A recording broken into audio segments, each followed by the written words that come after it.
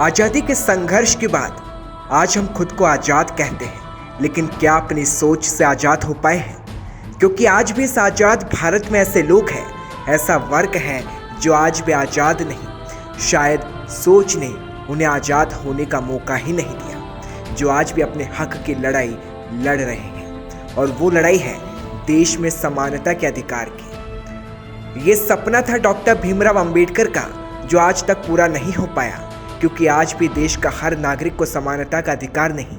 जिस समानता के अधिकार की लड़ाई बाबा साहेब ने शुरू की, उसे किसी भी सियासी पार्टी ने आज तक पूरा नहीं किया। अपनी पढ़ाई के दौरान बाबा साहेब डॉक्टर भीमराव अंबेडकर को यह एहसास था कि जहां भारत अंग्रेजों के अत्याचार की गुलामी में जकड़ा है, तो वहीं दूसरी ओर गुलामी देश के अंदर थी, और वो थी जाति से अपमान और भेदभाव की गुलामी, जिसे दलित सह रहे थे। उन्होंने तो अपने स्कूल जीवन में ही जातिगत भेदभाव को देखा था, जाति भेदभाव की गुलामी झेली थी। उन्होंने ना सिर्फ स्कूल जीवन बल्कि अपने पूरे जिंदगी में यही तिरस्कार झेला। एक वक्त था जब भारत अंग्रेजों से लड़ाई में एकजुट था, लेकिन एक लड़ाई वो थी जो दलित और शोषित अपने ही देश में अपने हक के लिए लड़ रहे थे। जब दलित और शोषित लोगों से समाज के उच्च वर्ग और कांग्रेस से संघर्ष कर रहे थे बाबा साहेब डॉक्टर भीमराव अंबेडकर, उन्होंने ना सिर्फ दलित और पूरे देश के लिए समानता के अधिकार की ज्वाला जलाई थी। डॉक्टर भीमराव अंबेडकर का मानना था कि देश की तरक्की के लिए समानता का अधिकार होना जरूरी है। वे हिंदू धर्म छोड़ना चाहते थे, और उस वक्त बाबा साहेब को हैदराबाद के निजाम से लेकर कई मौलवियों ने कई ऑफर दिए थे, लेकिन बाबा साहेब समाज को हक दिलाना चाहते थे, और इसलिए बाबा साहेब बौद्ध धर्म के साथ चले गए। उन्होंने कहा था कि हिंदू धर्म छोड़ना धर्म परिवर्तन नहीं, बल्कि गुलामी की जंजीरें तोड़ने जैसा है। वो दलित समाज को इज्जत से जीने का मौका देना चाहते थे, और एक ऐसा धर्म चाहते थे जहां सब कुछ एक समान हो। 15 अगस्त 1947 को वो वक्त था जब बाबा साहेब डॉक्टर भीमराव अंबेडकर को देश का पहला कानून मंत्री बनाया गया। उस वक्त देश को ऐसे काबिल व्यक्ति की तलाश थी जिसे कानून की समझ हो, अर्थशास्त्री हो और ज्ञान रखता हो, और पूरे देश में चल रही हर एक हलचल पर नजर हो। ऐसे में बाबा साहेब पर यह तलाश पूरी हुई, और उन्हें भारत को एक मजबूत संविधान दिया। डॉक्टर भीमराव अंबेडकर ने न सिर्फ दलित समाज को हक की लड़ाई लड़ी, बल्कि एक लड़ाई उन्होंने देश की हर वर्ग की महिलाओं के अधिकार में लड़ी थी। 1951 में हिंदू कोड बिल तैयार कर संसद में पेश किया था। क्या था हिंदू कोड बिल? महिलाओं को समान अधिकार का दर्जा, पिता के संपत्ति में बेटी को समान अधिकार, विवाहित पुरुष को एक से अधिक पत्नी रखने पर प्रतिबंध, महिलाओं को भी तलाक का अधिकार शामिल।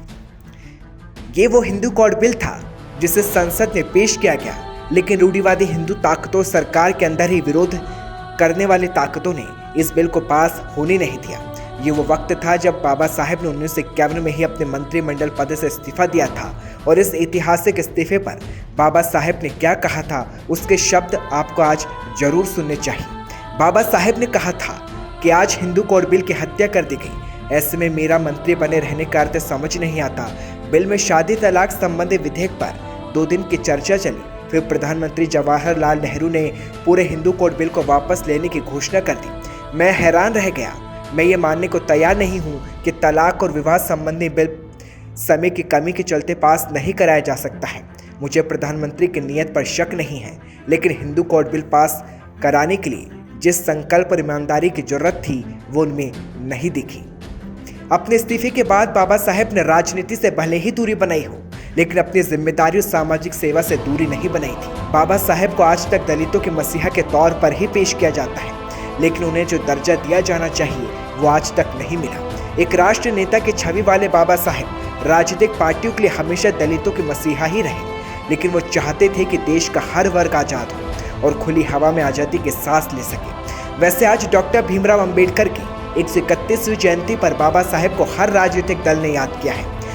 ये सच है कि आज तक भीमराव अंबेडकर को संविधान निर्माता और दलित अधिकारों के लिए संघर्ष करने वाले नेता के तौर पर ही पेश किया जाता है। ये बताता है कि उनके योगदान सिर्फ एक जाति की सीमा तक सीमित नहीं था, बल्कि उनकी सोच सर्व समाज और पूरे देश के लिए थी। और हमारा मानना है कि उन्हें सिर्फ दलितों के मसीहा कहना अपमान करने जैसा होगा, क्योंकि उनकी सोच पूरे देश में समानता के हक की थी, जो सपना आज तक भी अधूरा है। क्योंकि राजनीति में किसी ने उस सपने को पूरा करने की कोशिश नहीं की, क्योंकि नेताओं ने बदलते वक्त के साथ बाबा साहेब के विचार का जिक्र तो किया, तस्वीर के आगे फोटो भी खिंचाई, लेकिन जो सपना उन्होंने देखा था वो आज भी अधूरा है। और वो सपना था समानता का, जिसे हर व्यक्ति को दिया जाए।